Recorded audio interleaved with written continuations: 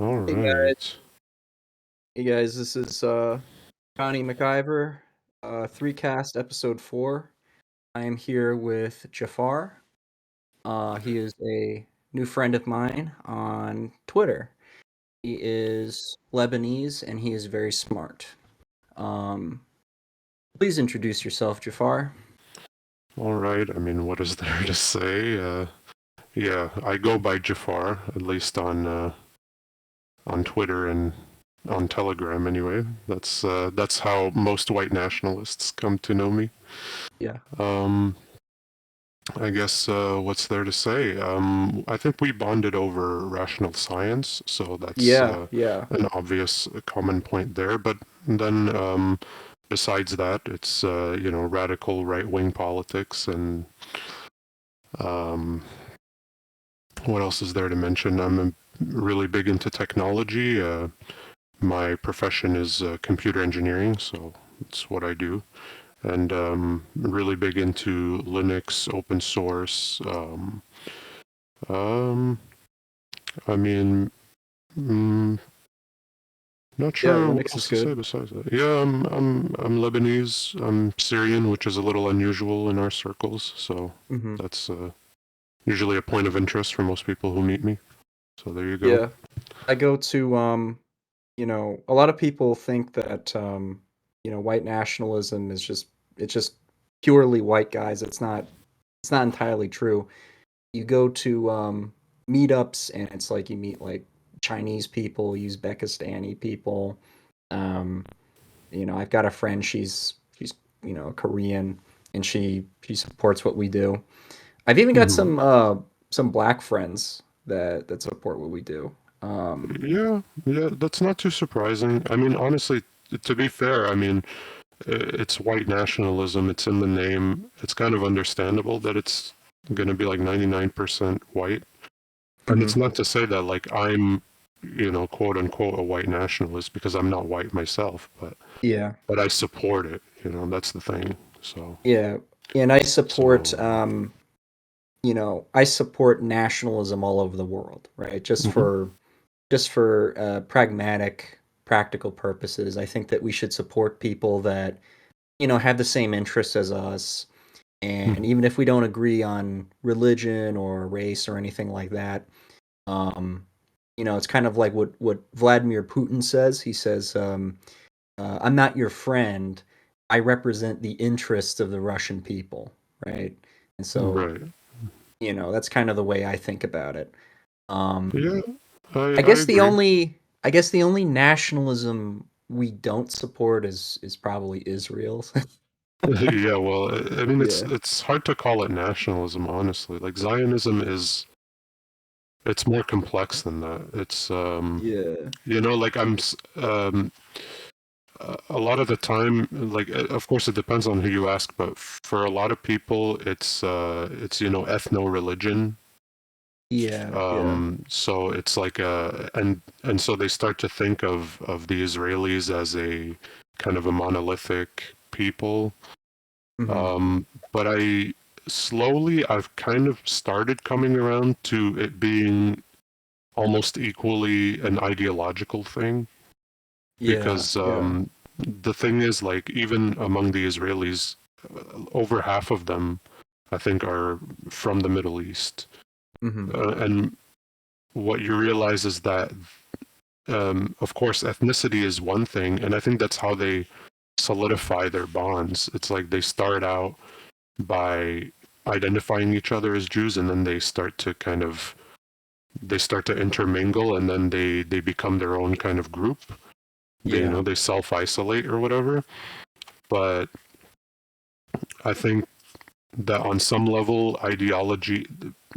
I think key to Judaism is that ideology trumps um, physicality in a lot of ways. Like I see. it's yeah, like, or at least it's held to an equal standing. And I think that when you look at Judaism compared to the ideologies around it at the time, it was very revolutionary. Even if now we look back at it as an ethnic religion, Hmm. at the time it was the first kind of race trader religion. If you really look at how it came up and what it caused them to do to the people around them who were basically, racially indistinguishable from them.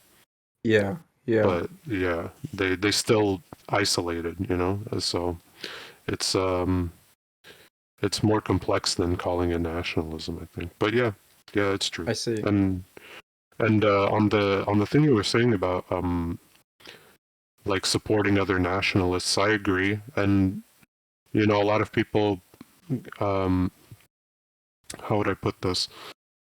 There's a misconception that um, that it's basically it's like, what's the point of nationalism if you extend it to everyone else, and it's like this Hmm. universalist thing. And Yeah, I agree with that. So I just want to make it clear that it's not a universalist thing. And that, yeah. of It's course, not. It's yeah. more like it's more like these groups would normally be fighting each other and stuff, Hmm. but because for this for this period of time they have the same interests. It's like we kind Exactly. of yeah. It's Yeah, kind of because like the Americans yeah, and the Soviets, you know, teaming up basically because we all, yeah. I think we all want an end to American hegemony. Um, we all want more isolationist policies. We don't want any more of these wars. We don't want you know um, ethnic Hmm. struggles or anything like that. We just kind of want to go back to an earlier time. Yeah. I mean, for people like me, it's a lot about like undoing displacement and removing the causes of displacement and these things. Because for like me being Lebanese, it's we are a very displaced people, generally speaking. Like, you look at Lebanese are all over the world. We are basically we've been dispersed in very much the same way that the Jews were dispersed, I ironically enough, see. by them, and by their actions and presence. We have been um, dispersed all over the world. I have family in multiple countries in Europe, in the States. Now, in the States, they're more like distant, so we don't really know them. But I have family in Australia.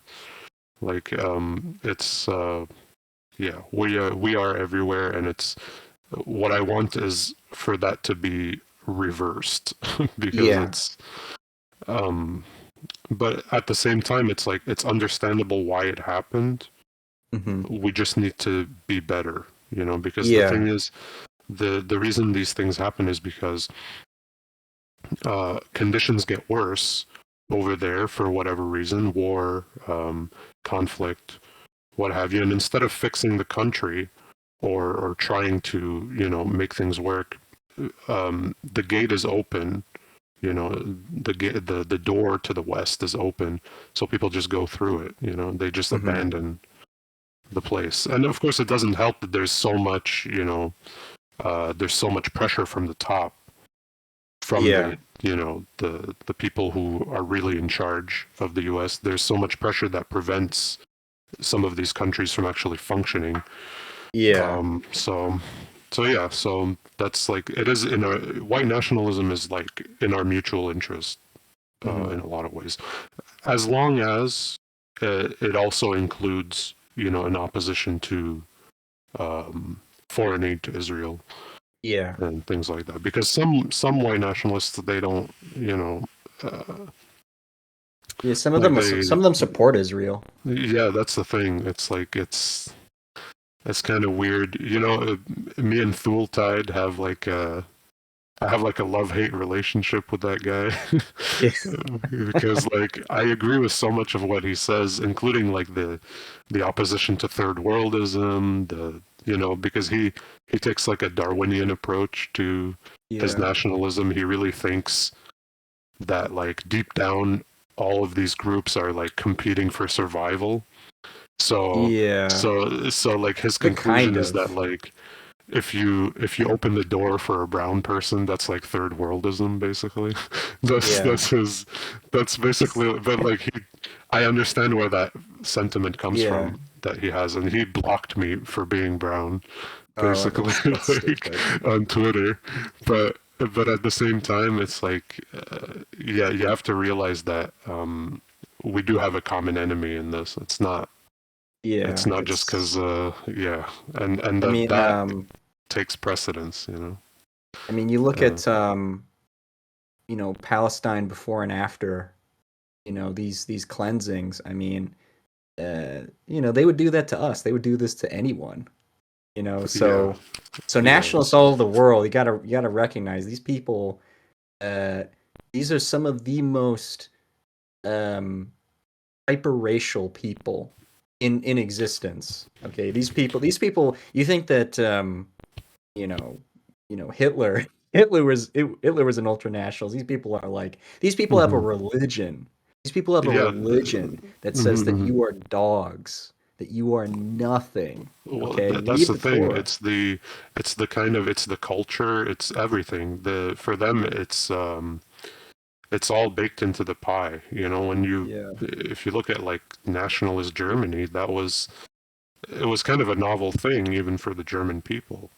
yeah, Like you know, before that you had Weimar, and then you had National Socialism. It wasn't this thing they'd been working at for thousands of years. You know, it's no, just. no, Whereas like with Judaism, you can look back and it's even there's the religious element, but there's also like the actions that have taken place yeah, um, in the secular sphere, and all of it feeds into essentially the same kind of mythos that just carries them forward through history. It's pretty insane, and it kind of helps you understand like just how ruthless they are in the pursuit of this. I mean, you look at like the actions taken in the last 50 years plus by the Mossad, for example, and it's like it makes the CIA look like look yeah. A like couple of saints babies, basically. yeah. It's not there's something there that's like It's just a fundamentally different. insane. It's Yeah. just a different, completely different psychology. I mean, Yeah. um, and we could get into that. We talked a lot about this on the first episode with John Nada. Yeah, You fair enough. probably, It's we okay. probably, we'd probably, you'd probably find him very interesting. Um, but the big thing that we came here to talk about um, was rational science That's because right. we think Yes. that this is awesome and we think Mm-hmm. that this is a big deal and then we think that this is the probably one of the most important topics that we could discuss as nationalists because Yeah. this is a big deal. I mean, this is explaining um, how reality actually works. Okay, Yeah. and Well, uh, mm, oh, and you sorry, you go keep ahead. going. No, keep going, keep going. Finish your When statement. you Yeah. when you understand how reality works, um, it's a lot easier to make um, decisions that will work, right? To Mm-hmm. predict, to make more accurate predictions. So, um, Mm, I mean, yeah. obviously, this gets into the problem of what truth is. Truth is just a feeling that comes from evolution. But it is our personal belief that nationalists that understand rational science, um, it's our assumption that they will be able to make more effective decisions. They will be able to act more effectively as nationalists because they're starting from the Mm, world as it actually is. They're thinking about things rationally, and they're not just going off their gut or off statistics or whatever. yeah. I mean, the important point there is that it's about looking at the world in a rational way, and what that means is that you end up discarding all of this, garbage that Yeah, like uh, philosophy and well, yeah. I mean, of course, I'm not like I see the value in like the use of these words and in engagement with like mainstream people Hmm. and using their own jargon. There's a value to that, but it's true that like when you really want to get down to understanding the world and then and being clear, the thing is,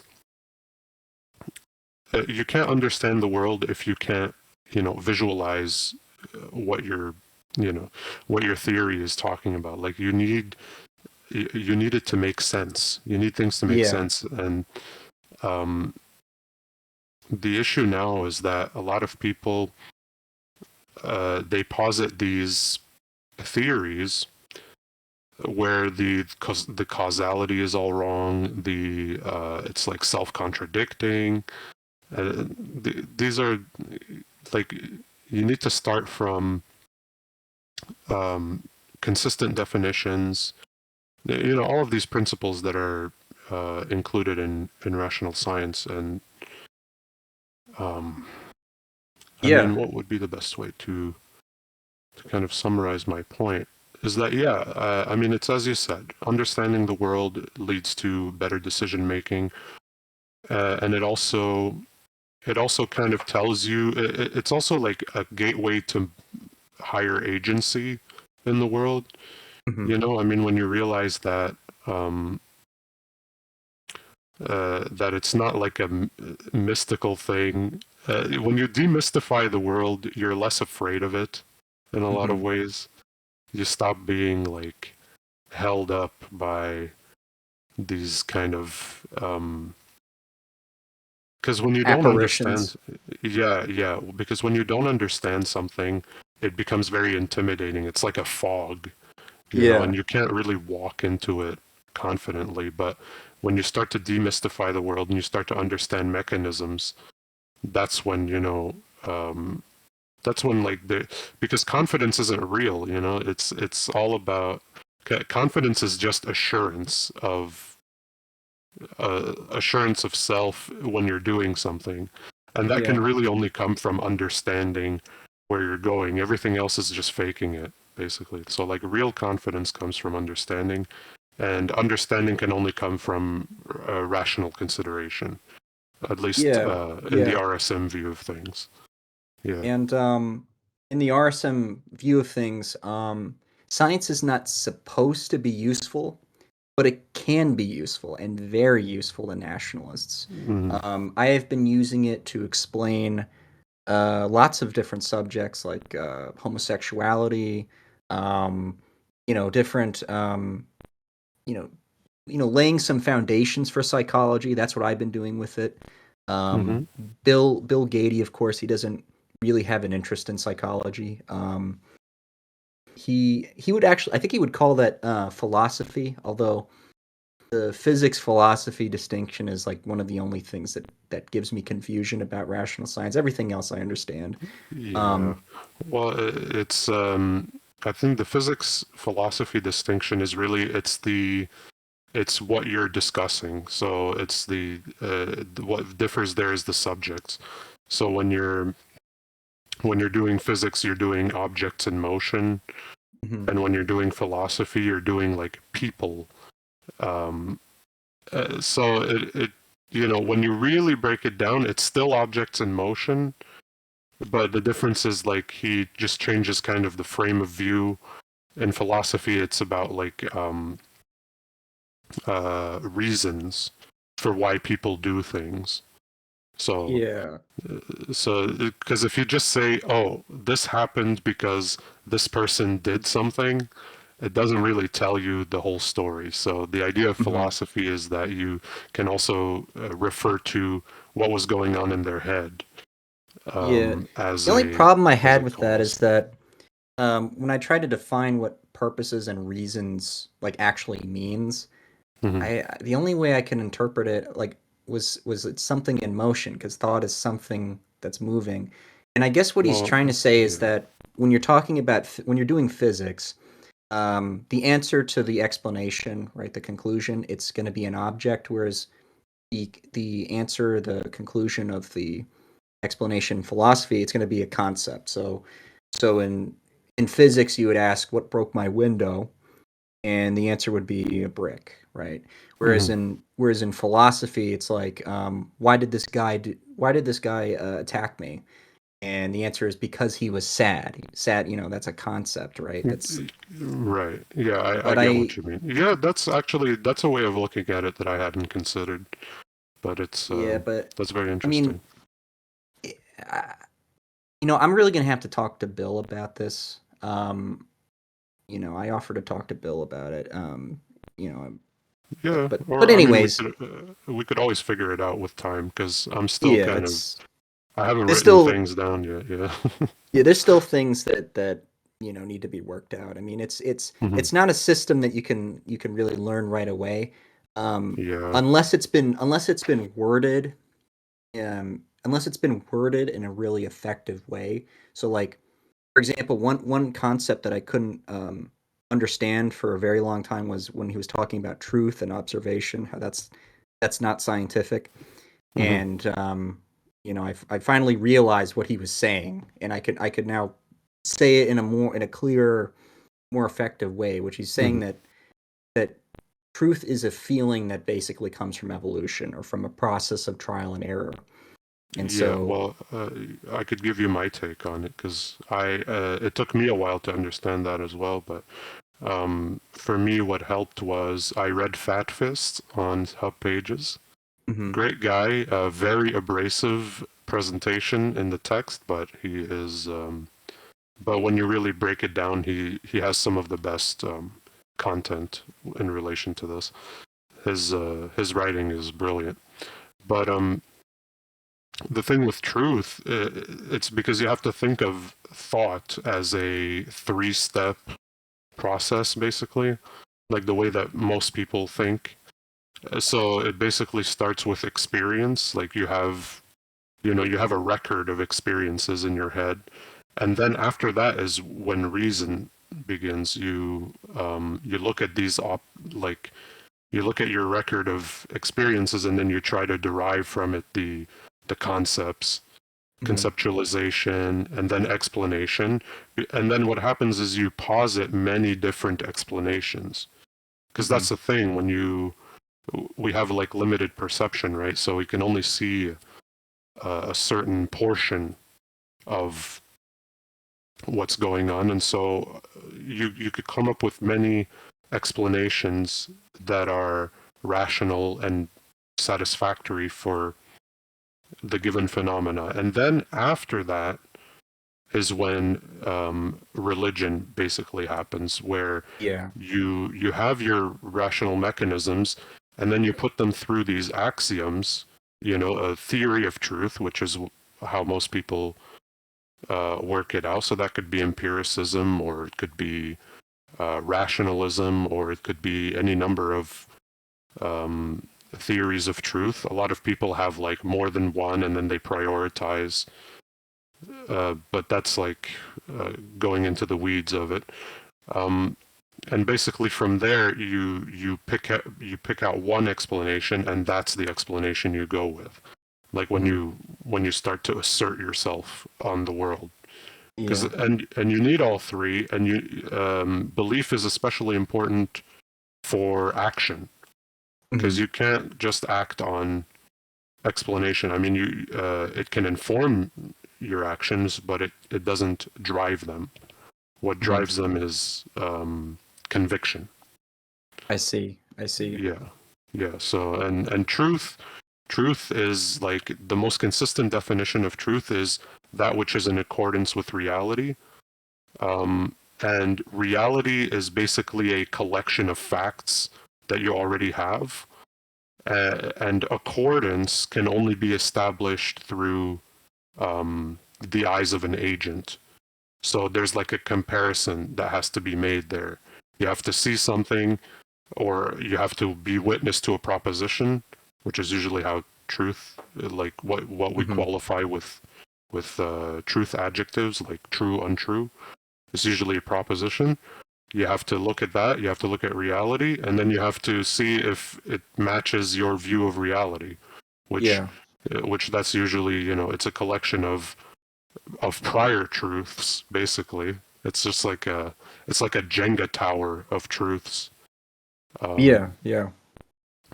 essentially. And that's the thing. It's something you build up on, and that's why, like, I'm gonna like digress here a little bit, but that's why people find it so hard later in life to reevaluate things that they once knew. You know, Hmm. it's because the tower is stacked so high that removing one of the blocks further down below is like a serious risk Yeah. to the remainder of their worldview. Like you can poke holes into the Jenga tower, but at some point it's just going to topple over, and that's something that people really want to avoid because it's painful and Hmm. it makes them reconsider, and rebuilding it takes a lot of time, and it's a whole, Yeah, they don't have any debacle. time for Yeah. that. Yeah, And yeah. So, what do you yeah. call it?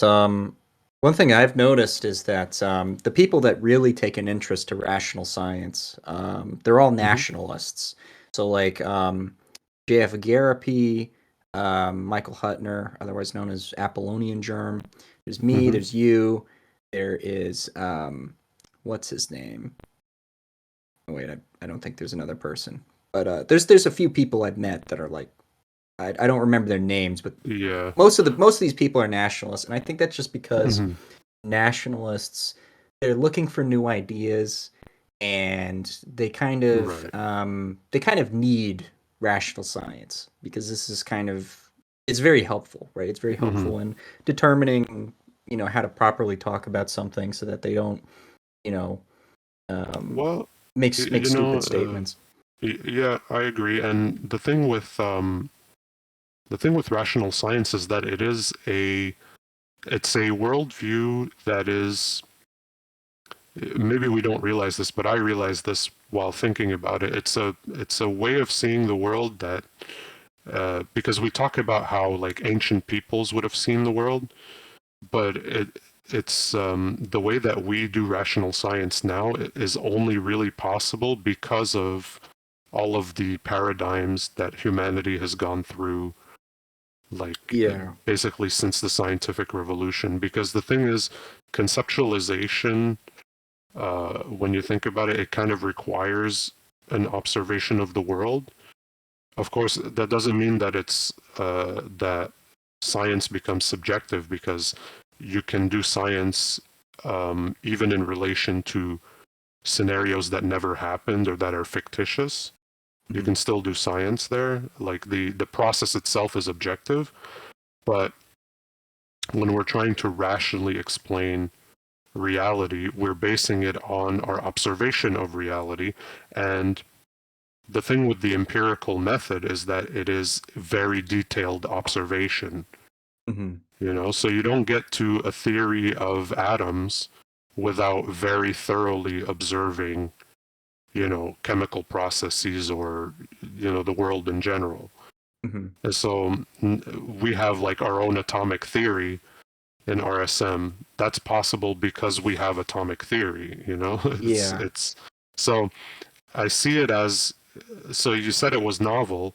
I agree, it is very novel, and I see it as kind of a next step, because for maybe the last 200 years we've been doing like heavily mathematized empiricism, and Mhm. mathematicians are just kind of trudging through the dark, clinging to, any idea, Yeah. as Yeah. long as it'll match the numbers, and they keep like shuffling the ideas, and, one decade it's relativity, and then the next decade it's quantum, and they keep kind of juggling that hot potato.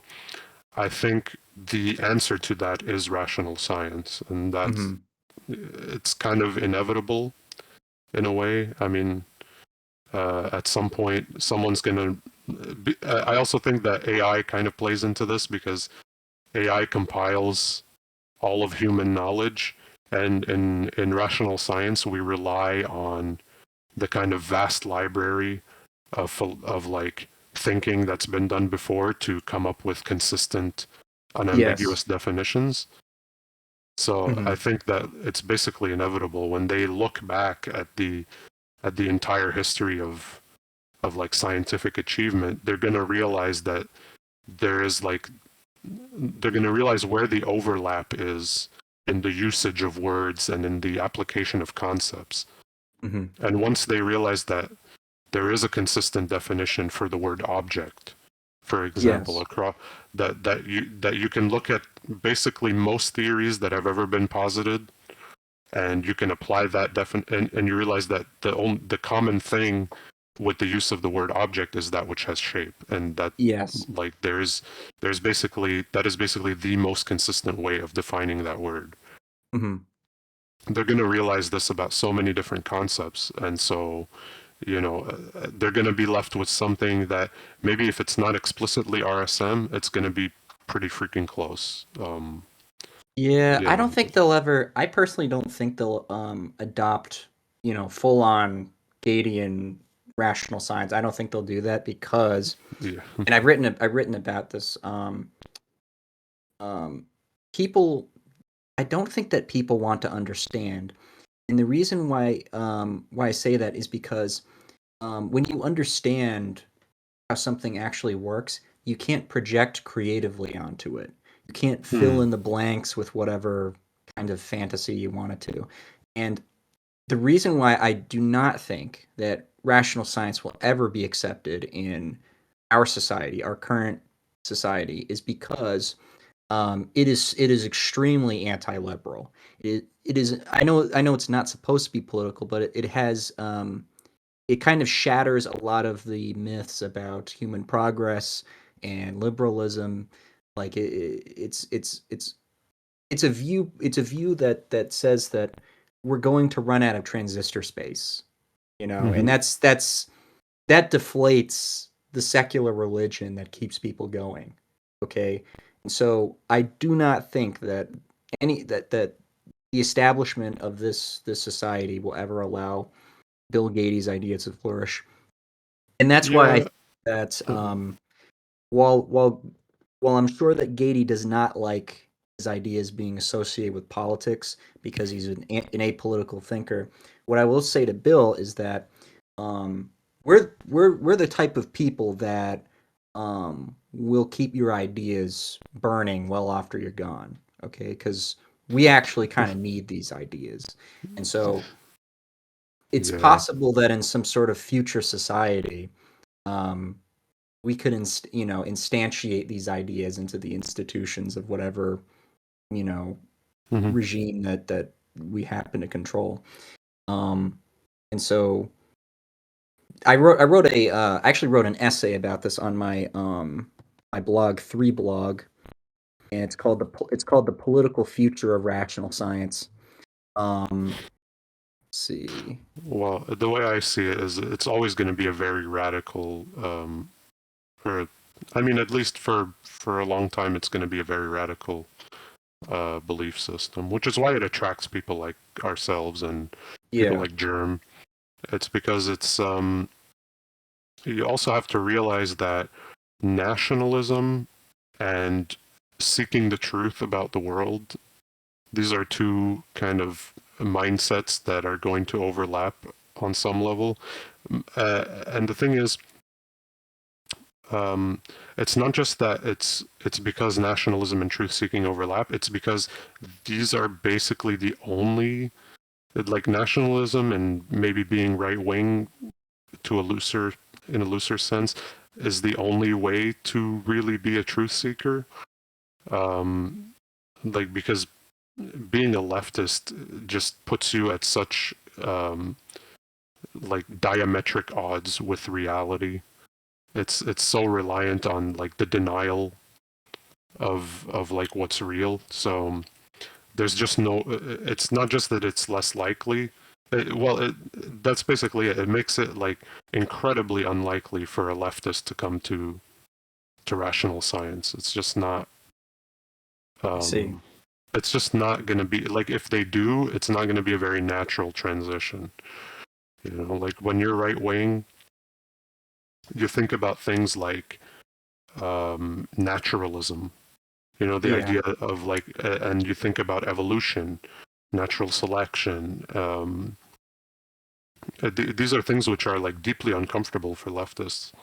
So, yeah, I think that Bill would push very hard back on that though, because he doesn't like consider, for example, like atheism to be scientific. So he well, I doesn't. agree. It's Yeah. not.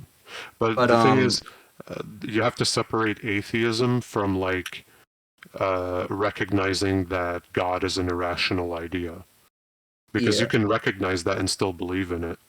Hmm. But that doesn't change the fact that it's fundamentally like from a like you know how I separated thought into three steps.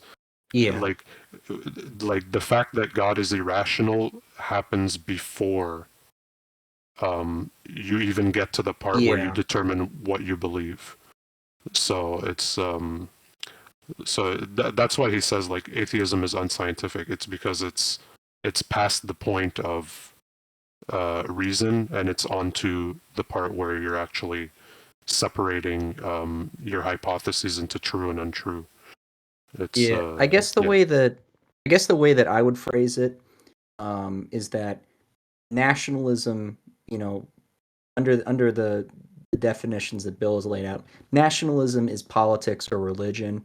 But that doesn't mean there's enough. That doesn't mean that there's something wrong with having a religion or having politics. I mean, just because it's not scientific doesn't mean that you can't have it. Well, So it's it's our necessary. You have to have yeah. it. So it's our assumption that we're right and they're wrong, and that you Hmm. know we think that the quote unquote truth seekers will inevitably come to rational science for based on those assumptions. Hmm. So it's all based on assumptions is what we're saying. We're not saying that this is objective.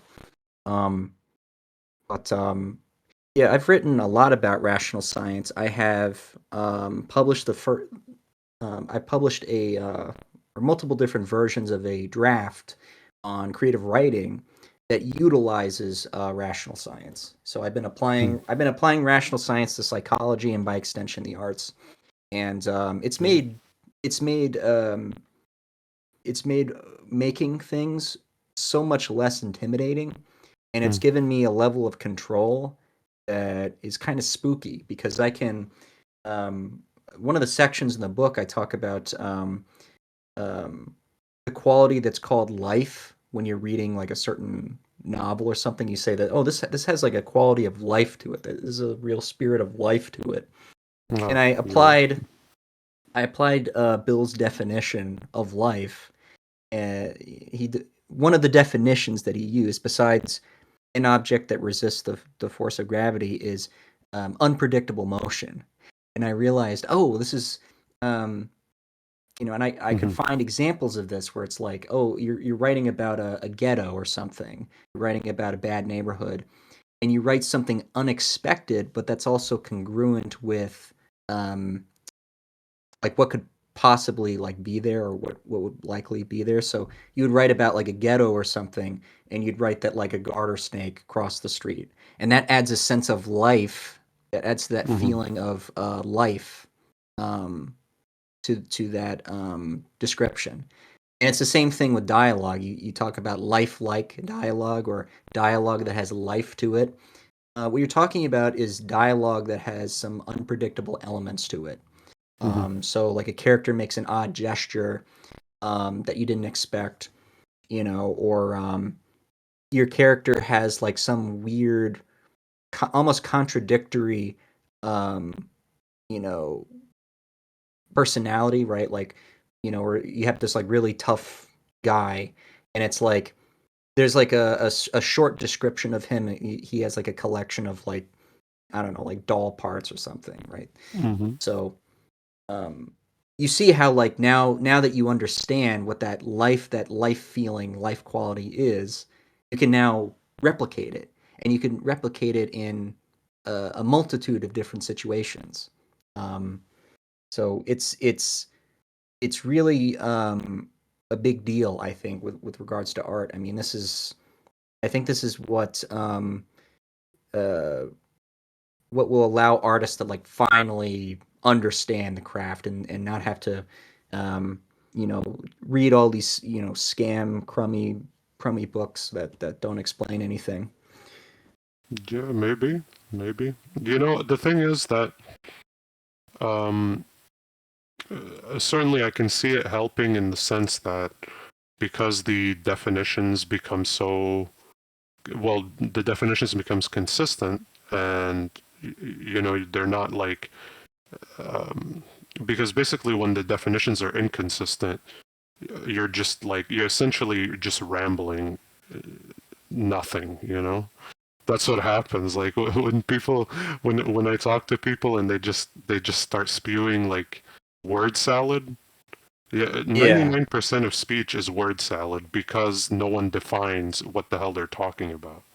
Yeah, And then we're yeah. just machine learning algorithms, and it's like the way that we adopt words is that we're just like shown the same objects or situations like over and over and over again, and we associate those with words, and then it's like we connect the ideas together with words like and to Hmm. and before, and it's like, and then you wonder like why our speech is all messed up. And another problem, and a much bigger problem, a really important idea that I came up with was this idea called completion. And this was an idea I started thinking about before I got into rational science, and it just sort of fits snugly like together. I Hmm. realized how it could be thought of in a physical way. But it's basically this idea that humans are wired to resolve ambiguity in ambiguous situations. So, for example, if you hear a noise in your closet, your brain is going to interpret what is in that closet. So it's going to generate images of what it could possibly be and it will cycle through many different types of images until it arrives at something that is plausible.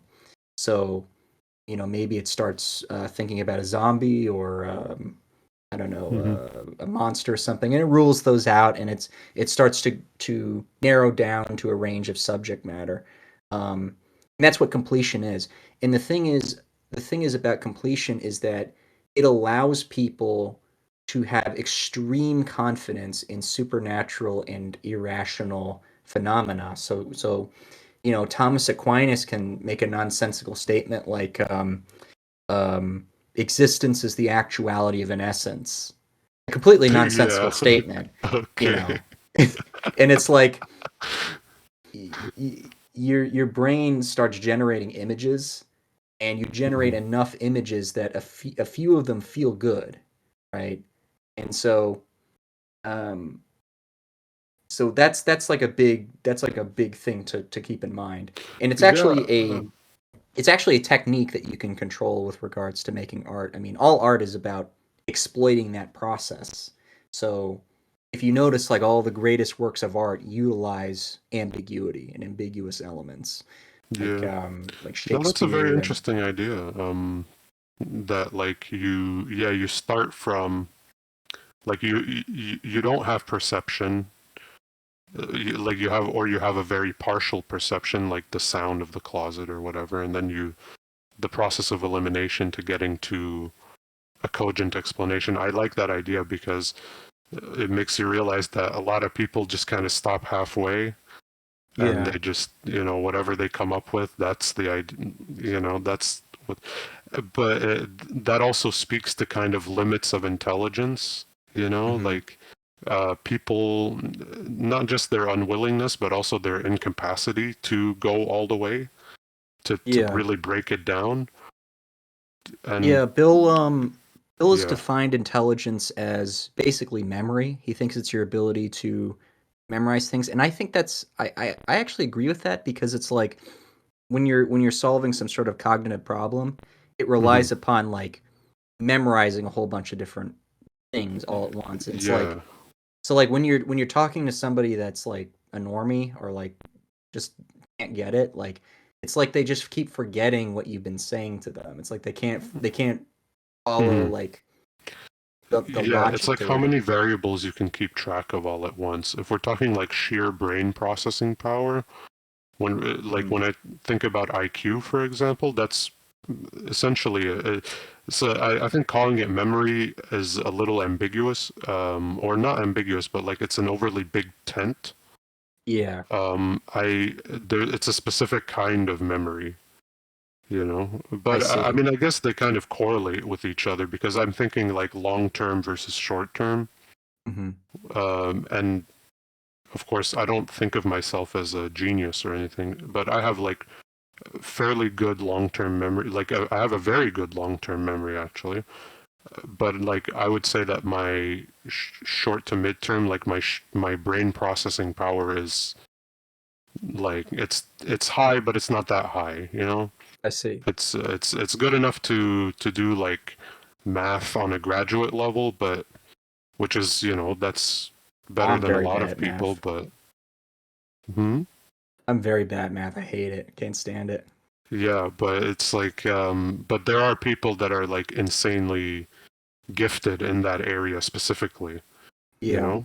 But then, of course, you realize that when you define intelligence in that sense, it's it is a very limited definition of intelligence, and I think that it's kind of sad to say, but like some people have a lot of that, ability to process, but they're still very bad at thinking. You Yeah. know, the reasoning is still just way off. Yeah. Like, Um, I believe it was Chris Langan, and I don't know if oh he really my God, has. I don't don't know if he even. really. Yeah, I that know, like, name is cursed. Yeah.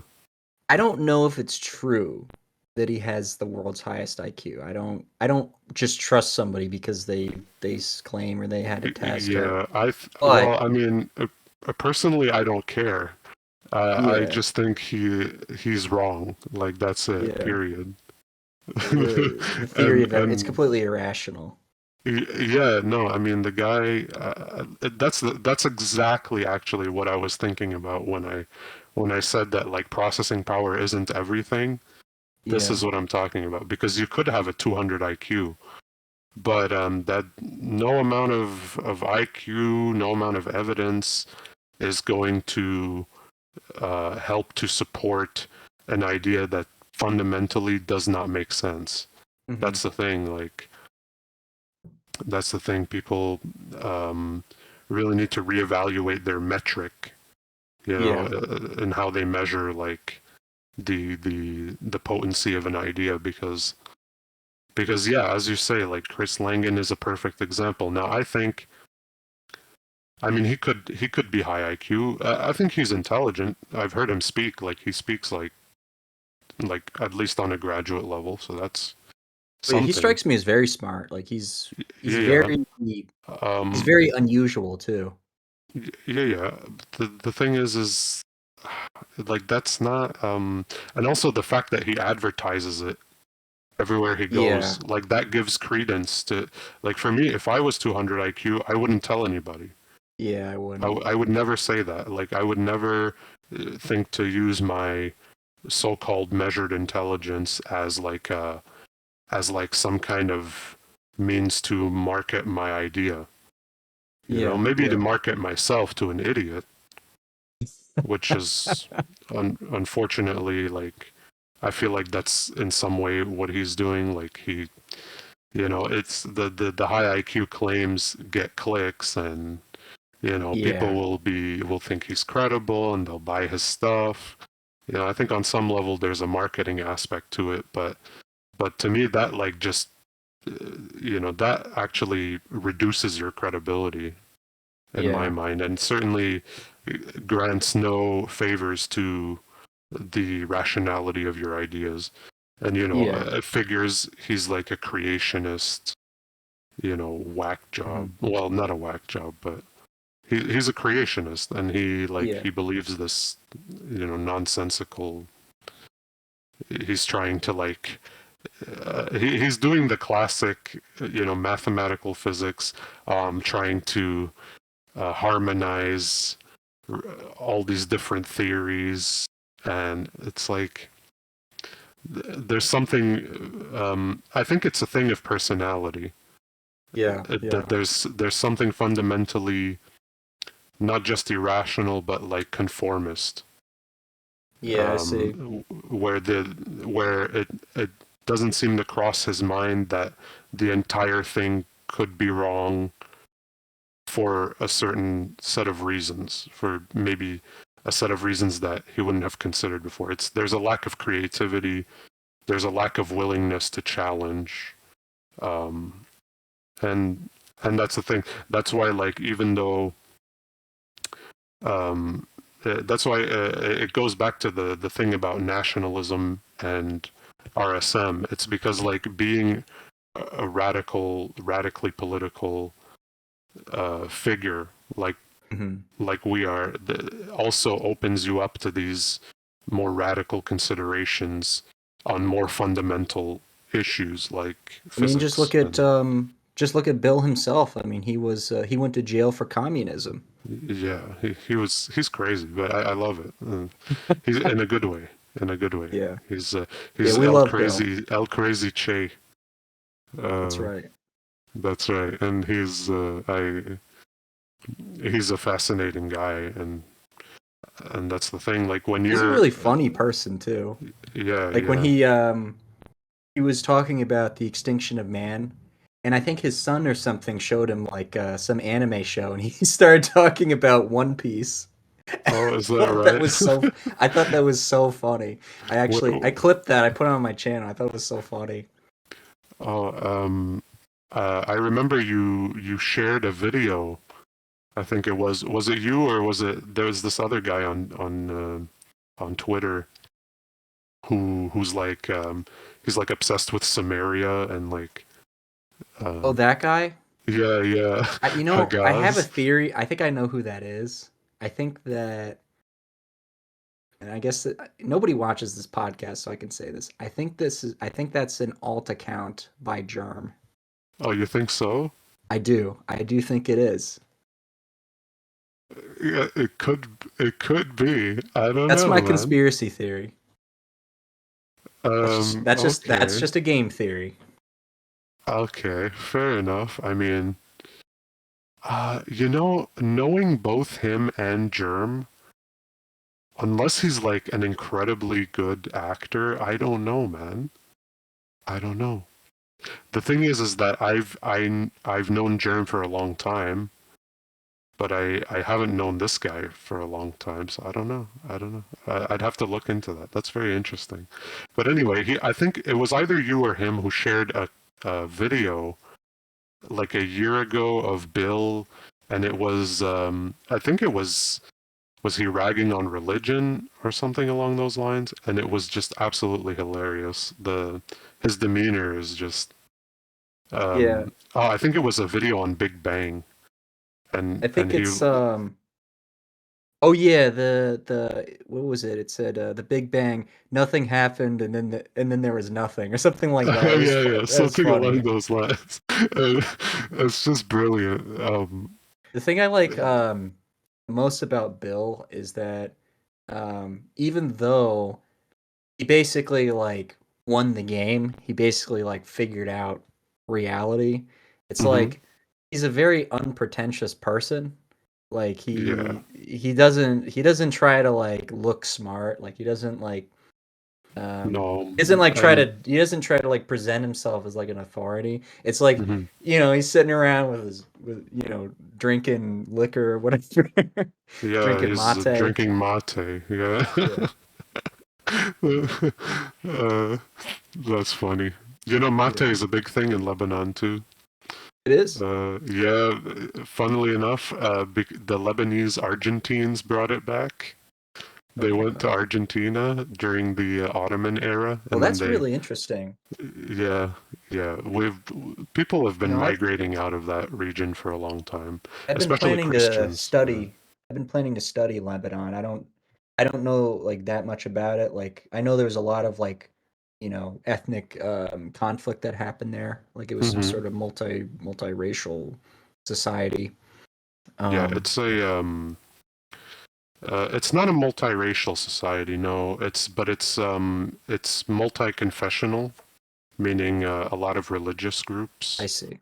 all of which, on some level don't like each other. Um, and it's a lot of history because I think Byblos in Lebanon is the longest continuously inhabited city. Correct me if I'm wrong, but it's one of the oldest like settlements, human settlements in existence still. The one that's been continuously inhabited for the longest time, I think. Yeah, I see. which I see. and um, it's a very old place, and it's the thing is that it's always been switching hands between the West and the East. Until it finally permanently found its place with the Orient I see. after the Muslim conquests. I But see. now there's like a rebuilding of a connection with the West, and it's a whole mess of history. Hmm. So if you're gonna study it, do ask me. We're not here for that tonight, I don't think, but Yeah. but uh Yeah. but yeah, we could have maybe another episode where we talk about that. I also want to read about the history of San Marino. It's the world's oldest state. It's like this little tiny state in the middle of Italy, and San it's on Marino, a mountain. It's like a little town on a mountain, and it's its own interesting. state. And I really want to read about that. Microstate. Um, yeah, but Jesus. I think the most interesting thing about rational science is I never thought that I would be able to understand reality, and it's like it's really anticlimactic. It's really simple, and Yeah. I always knew it would be kind of simple because um, I had I'd come up with this idea like a very very long time ago, and the idea was to a sorcerer there is no magic. That's the Mhm. basic premise, is that a sorcerer should understand how his lightning works. But when I would think about things like atoms and stuff like that, it didn't make any sense to me. So I kind of knew that like when you understood something, it was like really simple. Mhm. So I always kind of thought it was going to be some sort of simple thing, and it's even more simple than I ever expected. And to a lot of people that first get into rational science, you might think it's silly, like when you see these drawings of ropes and stuff like that. Like it looks silly, Mhm. but that's only because it's clear. When something's ambiguous and spooky, it's like Yeah. you can go through completion and you can just fill in the blanks with whatever Mhm. you want. So Yeah, this is like but mhm. pretty straightforward. Yeah, it is. I think you know. Of course, I don't think it's complete yet. I think Yeah, I there's still agree. a lot of work to be done. But it's true that it does demystify a lot of things. Like it also, it's not just that it demystifies what we know, but it also demystifies the process, um, Hmm. and also the kind of the meta. Um, a lot of these like word cells on the right, they talk about the meta ethics and the ontologies The and the ontologies, metaphysics, and it's the all of that. gestalts. Yeah, yeah, and I mean, in a way, rational science it is the meta science, because because really the word meta is just the study of how you study Hmm. X. So meta logic is you do logic, and then meta logic is the study of how you do logic. And it's the same for metaphysics, and then the study of how you do physics. So in a way, rational science is a form of metaphysics if you look Hmm. at just the etymology of the word. I But see. rational science is the metaphysics to end all metaphysics. You know what I mean? Yeah, It just kind because of destroys everything else. It distills it down to the most kind of the only way that it can be understood by a human brain, because that's the whole point. The Mm-hmm. whole point of something being reasonable or rational or um, the whole point of that is that it can be visualized and that it can be understood. When something is irrational is because fundamentally, on some level, there's something there that is not perceivable or not. What's the word? It's not conceivable. Did I Yeah, say that? Is that the conceptual, word? It's not. It's simply. It's conceptible, not cogent. It's something. conceptible, Yeah, conceptible. That's kind of. But conceivable is the word. Is the right word. conceivable. But it's just. It's something that the brain cannot process. You know, Mm-hmm. on some.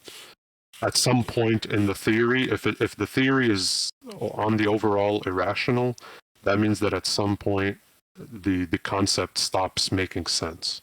The Yeah. the concept stops being perceivable to the brain, conceivable to the brain. Mm-hmm. So What you were saying that's before. Oh, I'm sorry. mm-hmm. Yeah. Keep What you going. were saying before about there's more work to be done with regards to rational science. I think the big thing that really has to get ironed out, because I still don't understand this, is aggregation. I think if you were to attack rational science, you would go for aggregation, like how one thread crosses through another. The thing Mm-hmm. is, okay, I think you can I think you can definitely visualize one thread crossing through another because I can do it in Blender. I can take two cylinders and I can move one through the other perfectly fine. It just Yeah. changes shape as it does so. The only problem I have is why does it slow down? Why does the thread slow down? Or does or is that just how it works? Is that just what it does? I'm not sure the rational Mm-hmm. way to talk about it, but like part of the whole concept of rational science is that like you have like the threads, winding around each other like into little ropes and stuff like that. Mm-hmm. Or like there's some situations where the threads will be swinging towards each other and they Mm-hmm. will attract, and in other situations they will repel. But you got to ask yourself, okay, why don't they? Um, well, actually, he's already solved that because of there's multiple threads or whatever. But Yeah, and also there's got to be a simpler way to talk about that. you have to keep in mind that it's not like a real like it's not like the rope you buy at your hardware store. Like ropes are supposed to be like rigid. Yeah. Um and they don't like how do I put this? They don't slack. They're Hmm. always in they're always in tension because it's actually like a rigid helical object. Yeah. So what happens is it either tightens in terms of the loop frequency, or it slackens and the waves get larger. You know what I mean? Yeah. The And like the wave shapes. the only rational way to think about like the quote unquote creation of the universe is that it's completely irrational, that matter has always been there. So this is to Hmm. say that these objects just move by default. Um, Yeah, this means that motion it's never just only when stops. they it's just only when they come into contact that they slow down, and we get this perception that like there's entropy and that things are slowing down, and no, it's actually they are always moving. They are always moving. It's only when Yeah. they are. Well, I'm not against the idea that like there could be like a cyclical movement or something that resembles some level of like it could be mathematically predictable. That's not a problem. But the idea is that um, for me, the what's problematic is the idea that it could somehow stop. Yeah. Or when you think, for example, about singularity, Hmm. the idea of singularity, it doesn't just fail because of zero dimensions or whatever. Hmm. Which is, I mean, that's a huge point. But there's also the idea that, like, in that point, you have infinite gravity or infinite mass, infinite density. Motion is not possible under those conditions. Like, Um, so you absolutely need to address that um, before you start making like claims that it's even possible. Like you need to actually present a mechanism for how a singularity even expands in the first place. Yeah, yeah. Because if you have infinite everything, then you have nothing. Like you have there's no motion. There's no, Hmm. and that's the thing. Zero dimensional. It's nothing. There's nothing there. It doesn't exist. But Yeah, it's yeah. yeah. I mean, the whole idea is just nonsense. Hmm. But it's like but that's the thing with mathematics, right? I mean, ask anyone who's taken electrical theory or circuit theory, and they'll tell you that like the formulas never quite predict with absolute precision the reality of things. That's just not Hmm. possible. But the idea is that mathematics approximates the trends.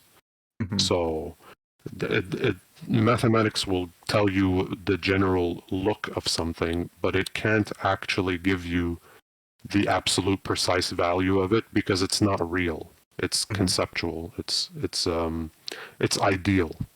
Yeah, The yeah, word ideal is very appropriate in this regard. So yeah, yeah, yeah. yeah. What do you call it?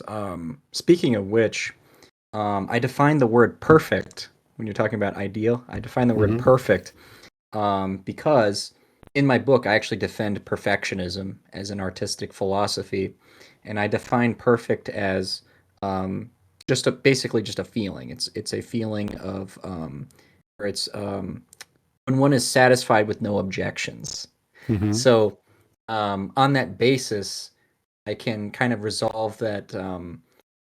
Like you know how people will always argue about this. They'll say like, "Oh, well, perfect is just like a, it can't be real because how you feel about something is subjective." Well, this actually like kind of blends those two ideas together. That actually, perfect is actually just a subjective feeling.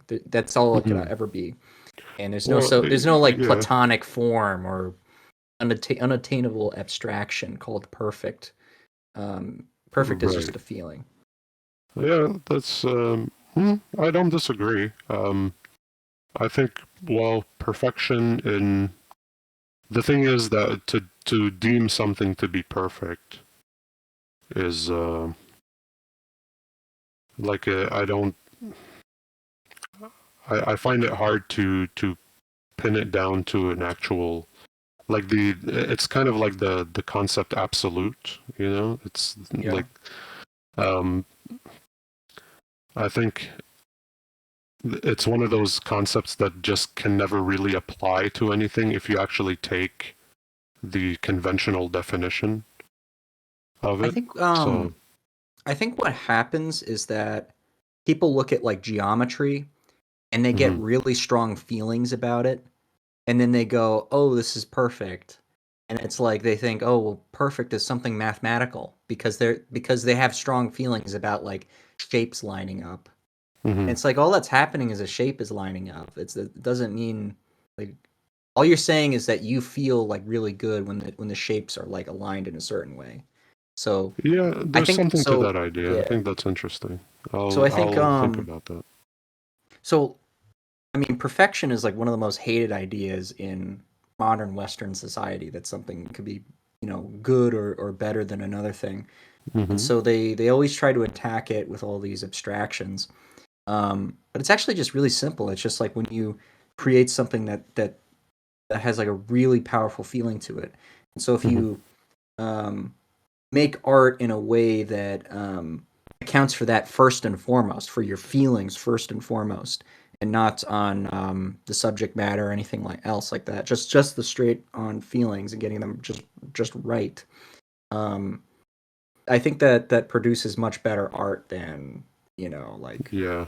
just be Oh, just make content, bro. Just get it done, get it out there. hmm. Yeah, I can see where you're coming from. I haven't thought about the word perfection that much. I've always preferred the word excellence anyway, but Yeah. um, I I suppose I should give it more thought because honestly, I'm finding it hard to give much of a take on that. But it's interesting. Yeah. Yeah, if you I'll, guys um check out my book, it's called Johnny's Creative Writing. I talk a lot about psychology in there. So it's not just a creative writing book. It has a lot of like psych concepts and various definitions about different things like like what a story is, hmm. um what are some of the other words in there? Well, there's a lot of terms in there. I don't remember off the top of my head. A lot of important ones. But actually, um, rational science has really made me into kind of an amateur scientist. Like I've always wanted to like do experiments and stuff. Like it's kind of gotten me into that Mhm. frame of mind. And I put out ads on Craigslist to like ask if I could like hypnotize people's chickens, and stuff like that. Okay. Um, Yeah. How because well has that gone for you? I had a theory that chickens the reason why you can hypnotize chickens with a line is because they go through completion, but they can't resolve the ambiguity, so it's like their brain crashes, and that's sort of the idea that I had. But I kind of moved away from it. I now think it's because the line just looks like a snake. It's like a Oh, long okay. object. So Well, um, yeah, I mean, that's a very anticlimactic conclusion. yeah, Gotta I mean it's kind say, of the same but thing with when you put a cucumber behind a cat and the yeah, cat yeah, turns yeah, around and it jumps in the air. I yeah. think That's it's because because it looks it like a thinks it's a snake. snake. Yeah. Yeah. But the chicken thing is really spooky because it's like the chicken's body just goes straight limp. Um, Hmm. but yeah, I do think it just looks like a snake. That's The line interesting. looks like a Although snake. you would think that a chicken would not hesitate to try and eat a snake. Um, You're although right. That's a good point. I guess it depends on how big or something because chickens are pretty savage in the way that they attack smaller creatures or Hmm. really anything that like can sit below their talons or whatever. The They'll big thing. yeah, Oh, sorry. they'll The big claw at it thing. and swallow it. I'm so sorry. No, it's all Um, good. the big thing that I figured out about psychology, and Bill would repeatedly say he would make responses to me saying that like you can't really do psychology because the objects that you're talking about are so complicated. Now I completely disagree with that because I mean just think about atoms, think about galaxies. I mean these are extremely complicated objects. Hmm. Um, the whole point of rational Well, science is yeah. not the whole point of rational science is not to prove anything or work with quote unquote correct assumptions. It's just to take an assumption and then explain something with it. um, but what I figured out was that yeah, like the brain, like thought is like really complicated because there's a bunch of objects moving around. That's all thought is. But what I realized is that you could take those arrangements and you could convert it into a format that is understandable to a human. Because think about it, um, our brain, it's kind of like a vinyl record, right? You take a needle and you scratch a song into the vinyl record. Now imagine if you were to reverse that process and see what it was that like um, the person experienced, right? And so Hmm. what I'm doing is I'm making an assumption about the kinds of images and audio and touch and sense data, or sorry, touch and smell data, right? Hmm. That is being physically ingrained into a person's head. And so I can actually talk about psychology using objects. And this is really interesting because Yu Takagi, who was a Japanese neuroscientist, he figured out that um, you could take a machine learning algorithm and you could train it on MRI scans, and you could Mm-hmm. make predictions. You could basically make predictions about what a person is thinking. So you could, if a person's thinking about a cat, the machine will generate a picture of a cat. So it can quite literally read your mind because thought is Mm-hmm. physically encoded in the structure of the brain. Yeah, I figured that if you were able to do a detailed enough like electric and magnetic field analysis on the brain, you would probably be able to do something similar to that. Which I think they've like of course they call them brain waves, but that's basically what they're doing, Mhm. and that also can generate of course it doesn't capture the full complexity of like because of course um, the biological thinking mechanism is very complicated. It's Mhm. not just like ones and zeros like a computer. So Yeah, I think it's yeah. the thing is I think it's like a little less complicated than people think it is. Like for example, there's this idea of this the conscious and the subconscious. I think that those are just two different like two different fields of atoms, right? So you can imagine like Hmm. one field of atoms there's like a picture of a cat, and in another field of atoms there's a picture of a frog, right? And so Oh, in my view, and this is a view I got from Julian Jaynes, he basically argued that like what we call the subconscious, it's literally just a second mind. It's literally just a second quote unquote mind that's like seeing and observing things. It's just we don't the conscious mind doesn't have access to those images. Um, oh, in fact, what I've thought about that yeah. myself, and I find that um, consciousness really is an act. It's something that the brain does. Yeah, I would you agree with know? that. So I have to be careful when I use that word conscious and Yeah. subconscious. Um, I should probably just come up with some new terms for it because it could get confused with consciousness, which is a verb.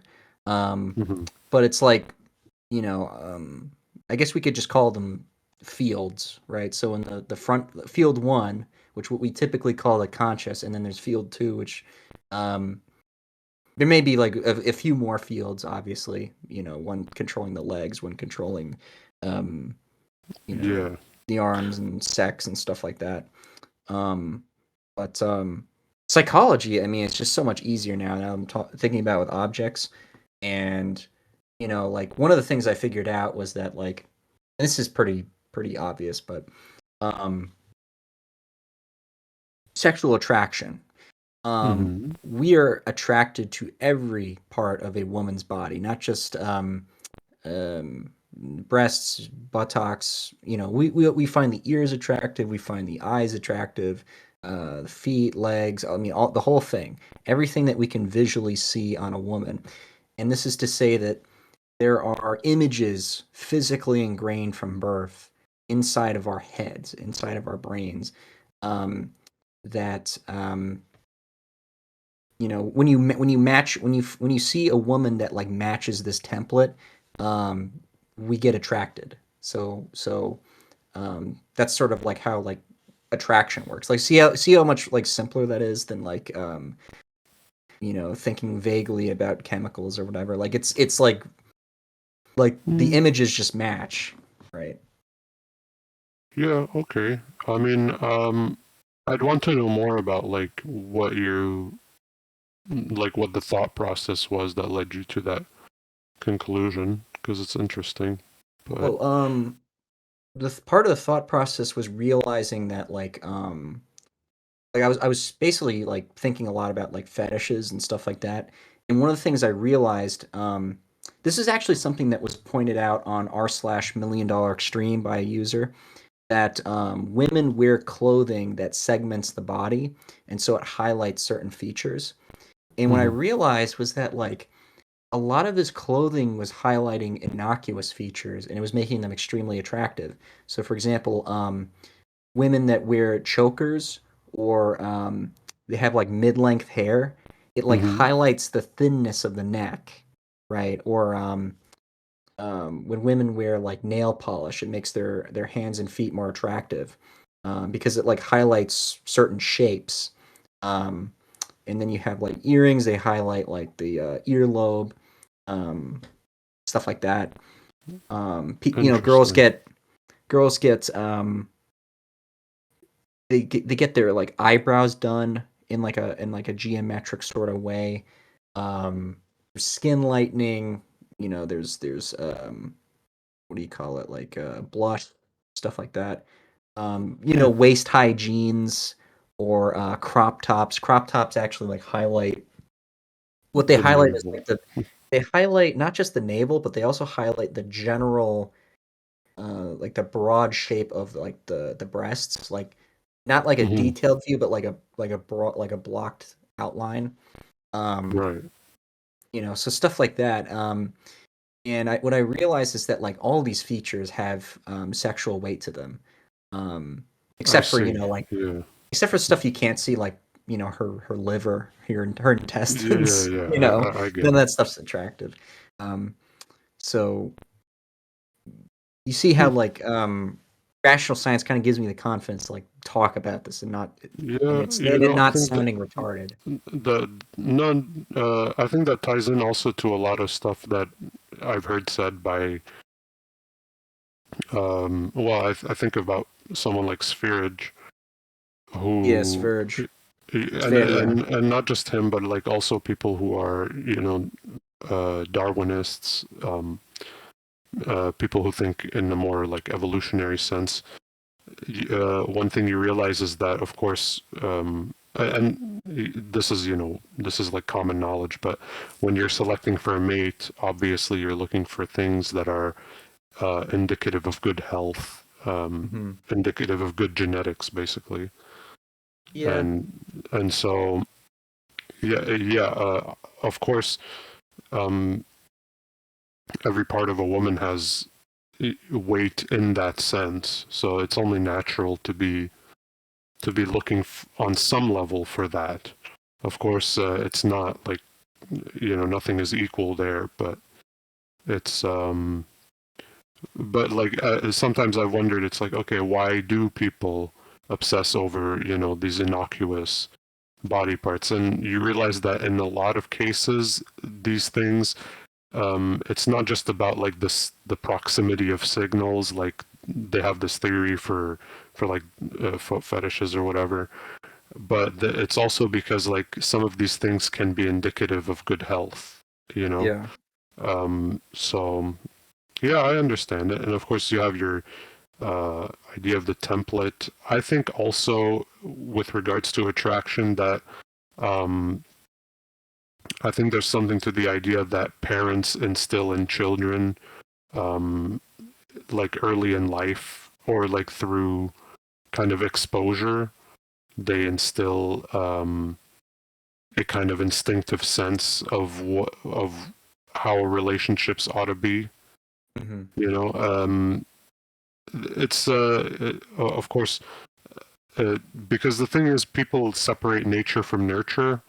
But if you've listened to, say, JF or someone like that, you might have come across the argument that this is a very arbitrary distinction Hmm. because nurture is also made up of genes. You have your Yeah. parents, you have your geography and the people around you. So We really need to so define those.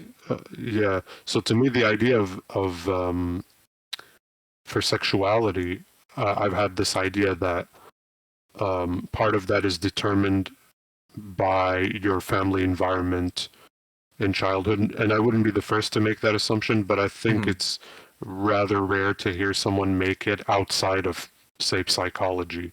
Yeah. People will say, oh, absent father, overbearing mother. These are very like psychoanalytical concepts. For me, Hmm.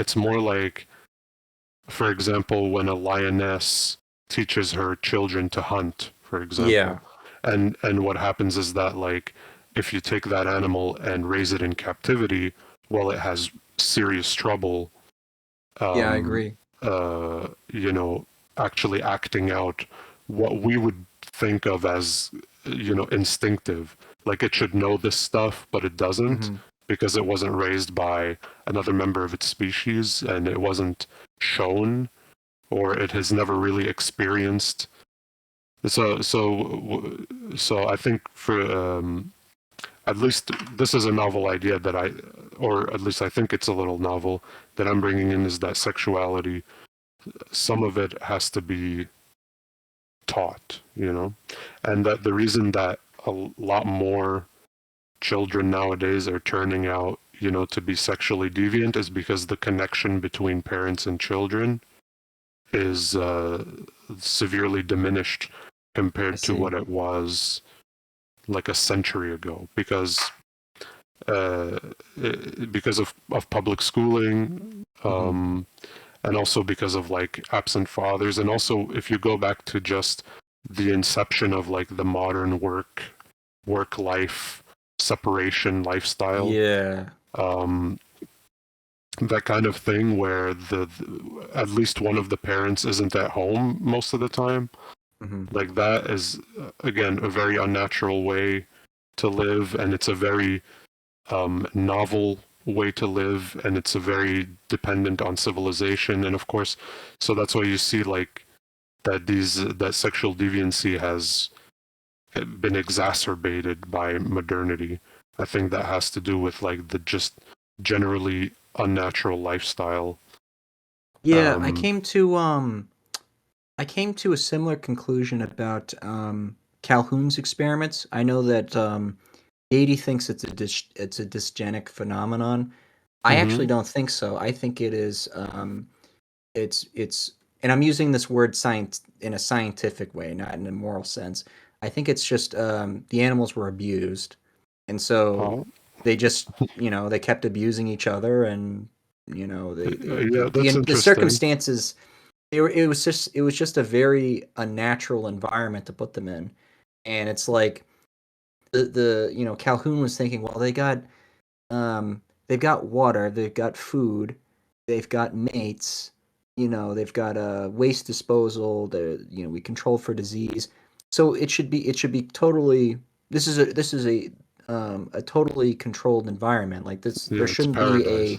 a yeah yeah. It's paradise, even though it's like a box, right? It's a big Yeah, box, it's dystopian and hell, but yeah. and so he's kind of making assumptions about what these animals need, like what Hmm. they naturally need. It's like no, like there's probably all sorts of things that you can't see, you can't Right.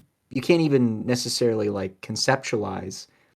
But if you were to pay close enough attention, you were to pay an Hmm. uh you know Well, give it some more thought, you'd probably see that there's a lot of things you're disrupting by doing mhm. that. Well, I think a lot of this kind of all of these theories kind of tie together in a way because, um, you say it's abuse because it's like there are things you're not accounting for. I think it's things, and of course, on the other side, Gaede says dysgenics. I think on some level, it's not just that it's abuse; it's also that the conditions are not accounted for by the genes. Like Mhm. what I mean by this is that you also have to understand that this kind of lifestyle was not an option for basically 99.99% of all history of all life Yeah, yeah. forever, you know? So like there was no way for this kind of thing to survive. Uh, and so you would think that over time nature would have selected very strongly against this.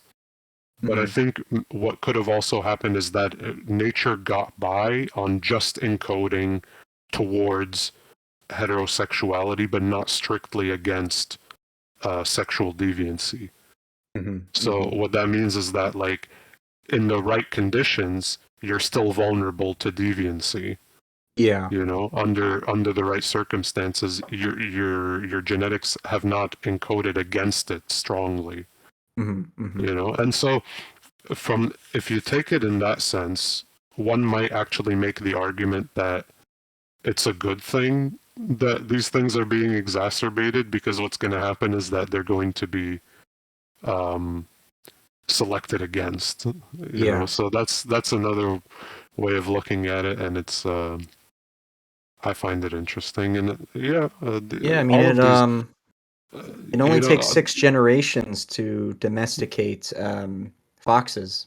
If you look oh at Bill yeah, Gaede's farm fox experiments, oh it took. okay, I know, like lots of liberals like to write articles saying that that's not what happened, and they were kind of domesticated. It's like you didn't even understand the experiment, but whatever. But it took about 6 generations to see significant changes in the hmm foxes, where they started getting floppy ears and they were very friendly and cuddly and all this stuff. And now we recognize them as a domesticated breed because of this experiment.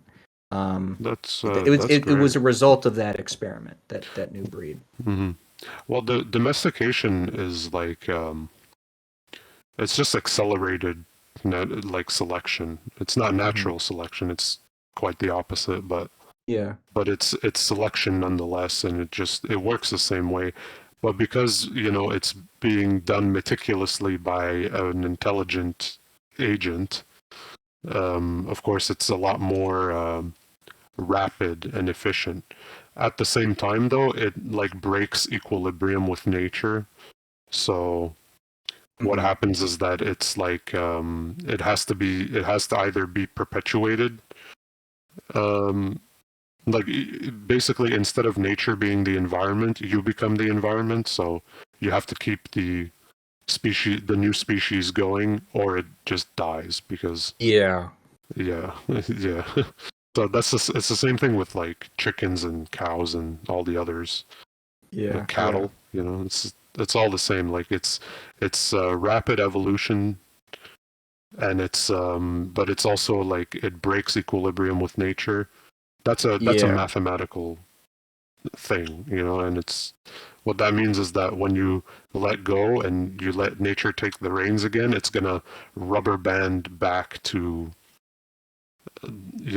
to some like reduced level. But the problem is that, of course, you climb the ladder, but the rungs fall out from under you. So when it Mhm. falls, it just falls completely. You know what I mean? Yeah, There's no it's yeah maladaptive. Like, yeah you can't really put chickens back. You yeah could back in the probably kitchen. put if you were to put all the chickens back, I'm sure like a really small number of them would be able to adapt. But Maybe, yeah, that's the thing. Some of them might survive, and you would need to have so many of them that like you'd have sufficient I mean like there's genetic there's diversity there. Yeah, there's more chickens on Earth. I think there's like 16 times more chickens on Earth than there are humans. yeah, that's kind of sad to think about, but Yeah. um, They're but tasty though. yeah, I mean it's good for us, great food and all that, but yeah, factory farms and unhealthy animals. I mean, we mentioned spherage, so you already know what the gist is on that. Yeah. It's yeah, it's pretty bad. Yeah. But I think it's been 2 hours. Oh Um God, already? I'm so such a we've got to rambler. That's okay. That's okay. It was very interesting. Um, Yeah, we're gonna probably do another episode soon, maybe in the future. I don't that'd know be when, fun. but you know, rational This is such a science isn't a spontaneous thing. This is also my first like kind of interview style or podcast thing. yeah. I'm not in the habit of doing this kind of appearance. So I hope my You did thoughts pretty were. good. Yeah, I mean, I hope. I'm kind of like mold bug in the sense that like I go like and and I have a lot of troubles like doing public speaking Hmm. because I'm always trying to find the right word. But you did very well, and what do you call it? We will see you guys next time, and have a nice day.